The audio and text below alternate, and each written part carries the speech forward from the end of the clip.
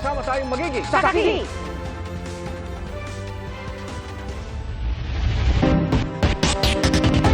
Igap tinutugis na ng pulisyang gunman na nakapatay ng motorista sa EDSA Makati kaninang hapon. Ang pamamaril nagsimula umano sa Gitgitan. Ligtas naman ang dalawang sakay ng nasawing driver.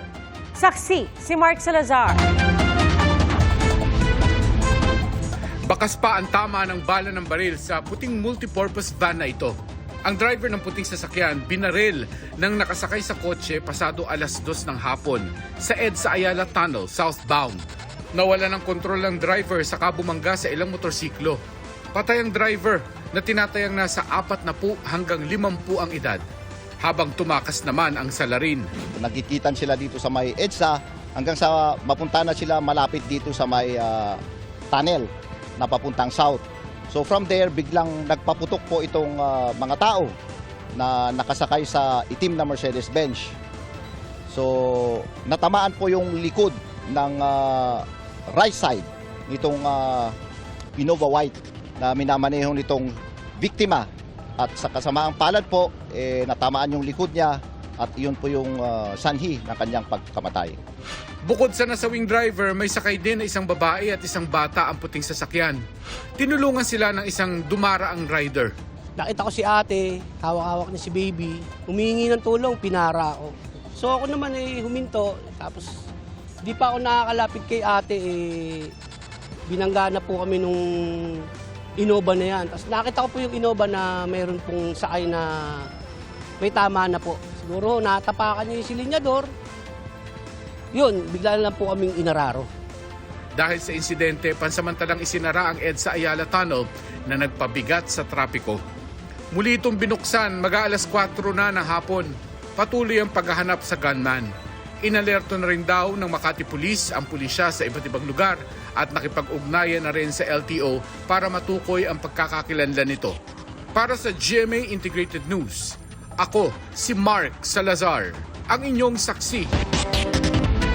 Posibleng magtaas ng presyo po ng gulay matas masalanta ang ilang taniman ayon sa Department of Agriculture. Pati mga bahay at bangka sinira ng bagyong Aghon. Sa Quezon, 17 lugar ang sinailalim na sa state of calamity. Saksi si Denise Abante ng GMA Regional TV Balitang Southern Tagalog. Ando po sila kailangan po nila ng tulong kaya... Nalubog sa baha ang pickup truck na ito habang nananalasa ang bagyong Aghon sa Quezon nitong linggo. Pick up nila! Huwag kayong gagalaw! Nasagip ang mga sakay ng pickup sa tulong ng mga residente. Sa iba pang bahagi ng Lucena, sinira ng bagyo ang mga bahay. Natuklap ang bubong ng ilan sa Barangay Kota. Ang mga naisalbang gamit nagkalat sa labas. Pahirap pa ang sandamakmak na putik. Konting tulong na lang po para po sa amin mga binaha dito sa Lucena. Ay wala na pong sapatos yung dalawang anak kong gagraduate. Ayun naglabaw ako ng uniform para po bukas. May raos lang, okay na po yun. Iniinda naman ni Aling Linda ang sugat sa paa matapos makaapak ng bubog sa kasagsagan ng hagupit ng bagyo. Ang suot niyang damit mula pa raw noong Sabado. Wala na kasi siyang maipamalit dahil lahat ng gamit nalubog sa tubig. Hirap po talagang ayaw ko na halos. Ay malaking tulong naman po ibigay sa amin. Ngayon po ang gusto ko pong mangyari, madagdagan yung aking sa amin ng mga pang toothbrush, saka po yung pang dingding dito, saka po damit.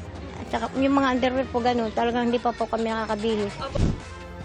Kaninang umaga, namahagi ng food pack sa 4,000 residente ang GMA Kapuso Foundation, kabilang na sa mga taga-barangay Kota. Sa bayan ng Mauban, bukod sa mga bahay, nawasak pati mga bangkang ginagamit sa pangingisda. Kasama sa mga nasira ang bahay at bangka ni Tatay Juan. Sana po ay matulungan ako para po makarecover ulit, makaano po ulit ako, makasadya po ako ng bangkang, pang sarili ko lang, sulo-sulo po ako sa bangka para po ako makapaghanap bahay ulit pa. Sa Real Port naman, pinabiyahe na patungong Polillo Islands ang halos 300 pasaherong stranded sa kasagsagan ng bagyo. Naghatid ng halos 100,000 food packs ang DSWD sa mga binagyo sa Quezon. May pinoproseso na ring financial assistance. Mahalaga yan lalo't matindi ang pinsalang iniwan ng bagyong Aghon sa Calabarzon. Gayon din sa Northern Mindanao at iba pang bahagi ng bansa. Sa tala ng Office of Civil Defense, kumpirmadong patay ang 14 anyos na babaeng nabagsakan ng puno sa Misamis Oriental. Bineberipika naman ang 5 napaulit na patay sa Calabarzon. Right now, we have 5 other reported deaths na all from Calabarzon na hindi pa nababalidate. So, once they are validated, we will report. Tapos 8 yung injuries, isa yung validated. Mahigit 12,000 pamilya mula sa 16 na lalawigan naman ang naapektuhan ng bagyo. Nasira rin ng bagyo ang ilang tanim na melon sa Rizal, Nueva Ecija. Nakatakda na sanang anihin ang mga ito nang dumating ang bagyo. Problema pa na bumagsak sa 40 pesos kada kilo ang farm gate price nito. Inaalam pa ang lawak ng pinsala ng bagyo sa mga taniman. Nakatakdang magbigay ng tulong ang Provincial Agriculture Office sa mga apektadong magsasaka. Nalubog naman sa baha ang ilang palayan sa Dilasag, Aurora, habang biyaya ang ulan sa mga natutuyong maisan. Babala ng Department of Agriculture, posibleng tumaas ang presyo ng ilang gulay lalo't na puruhan ng Calabarzon na ayon sa DA ay kilalang producer ng gulay Tagalog. Pero anila, sapat ang supply. Konti lang naman effect kasi kaya naman yung isupplement. Malapit naman na source ng lowland vegetables natin itong Central Luzon at saka itong Cagayan Valley. Para sa GMA Integrated News, ako si Denise Abante ng GMA Regional TV, Balitang Southern Tagalog, ang inyong saksi. Isang patay na muntik mahulog sa tulay ang isang truck sa Batangas City. Nasawi rin ang isang may edad na nagbibisikleta matapos siyang bumangga at pumailalim sa armored van sa Quezon City. Saksi si Marisol Abduraman. Matapos kumaliwa ang bisikletang yan si A. Bonifacio, kumaliwa rin maya-maya ang isang armored van hanggang sa bigla itong napahinto. Nasa pool na pala nito ang matandang nagbibisikleta na pumailalim pa. Sa investigasyon ng Traffic Sector 1 ng QCPD, nakaladkad pa ng ilang metro ang biktima bago tuluyang huminto itong armored van. Ang driver ng armored van napahinto lang daw ng senyasan ng isang empleyado sa gasolinahan. Hindi ko po napansin siya eh. Nagganon po siya, stop sir. Nagganon. Tapos huminto po ako. Tapos tapos sinandbrake ko yung armor. Bumaba po ako eh. Nagulat daw siya na makita ang biktima sa ilalim ng kanyang sasakyan. Wala ba kayong narinig na may problema na sa ilalim? Kasi po mailalim po siya eh. Opo ma'am, wala ma'am kasi mabigat po kasi yung armor car eh. Pahirapan ang pag-rescue sa matanda. Ginamitan po ng jack para may angat po yung sasakyan. Ma'am, kasi baka magkaroon pa ng additional damage doon sa biktima. Opo. Dinala pa siya sa ospital pero binawian din ng buhay. Sasampahan ng reklamong reckless imprudence resulting in homicide ang driver ng armored van. Kita rin sa CCTV ang pag-alis ng motorsiklong yan sa gasolinahan sa Bantay, Ilocos Sur.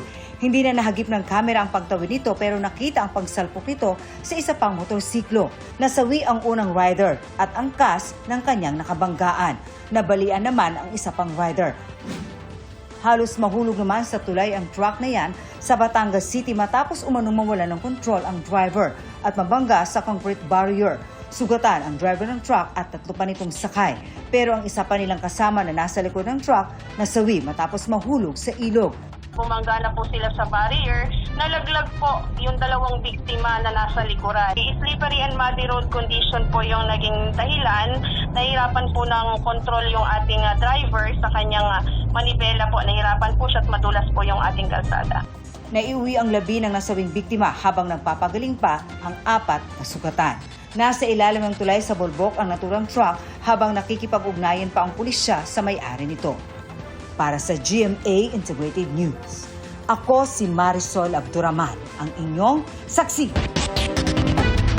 Sugatan ng isang madre matapos pagbabarilin sa kanilang dormitoryo sa Biliran. Base sa investigasyon ng pulisya, linggo ng gabi nang kumatok sa dormitoryo ang lalaking suspect at tinanap ang madre. Paglapit ng madre, saka siya binaril ng 2 beses. Tumakas ang suspect habang isinugod sa ospital ang biktimang 75 taong gulang. Patuloy ang investigasyon ng pulisya para malaman ang motibo at pagkakilanlan ng suspect.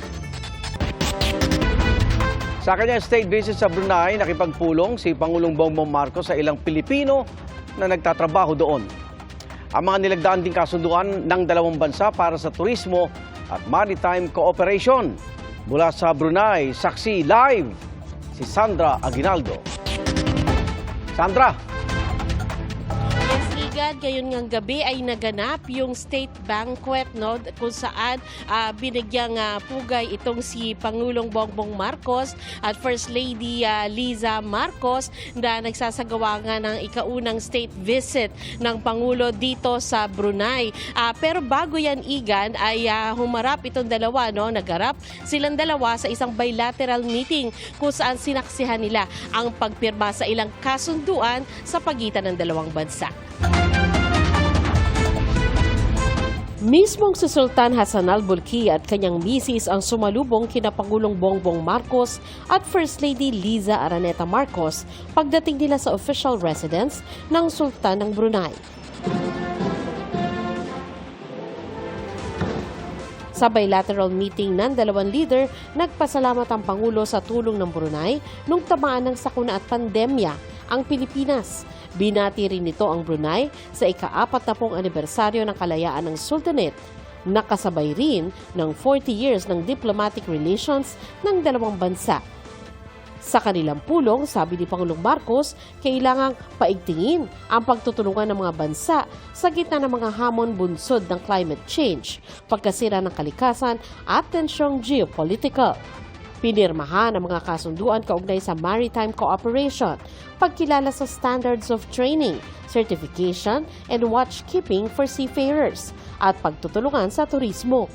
Layo nitong pataasin ang tourist arrivals at isulong ang Islamic tourism, maging ang Muslim-friendly destinations. Sa letter of intent naman ng dalawang bansa, isinusulong ang pagtutulungan sa food security na maaaring magbigay daan para madagdagan ang mga produktong ine-export ng Pilipinas sa Brunei. Dumalo rin si Pangulong Marcos sa pagtitipon ng Filipino community dito sa Brunei. Ayon po sa DFA, merong 25,000 na mga Pilipino dito at base sa datos ng Bangko Sentral ng Pilipinas, nasa 1.6 billion pesos ang kanilang remittance sa Pilipinas. Kabilang sa pinunto ng Pangulo sa mga Pilipino sa Brunei, ang investment para sa rehabilitation ng NAIA. Noong nakaraang 2023, nakapag-approve na po tayo ng investment na umaabot ng 1.26 trillion pesos. Yung airport natin, napabayaan na ng husto. Meron tayo po 170.6 billion pesos na idadalhin para pagandahin ang ating mga passenger terminal. Ilan sa mga Pilipinong dumalo sa pagtitipon, nagsabing maganda ang kalagayan nila sa Brunei dahil bukod sa maganda ang sahod, tahimik daw ang buhay nila dito. Tahimik, walang mga nightlife. Mas mataas. Ano, doble, ganyan? More than double? Apa.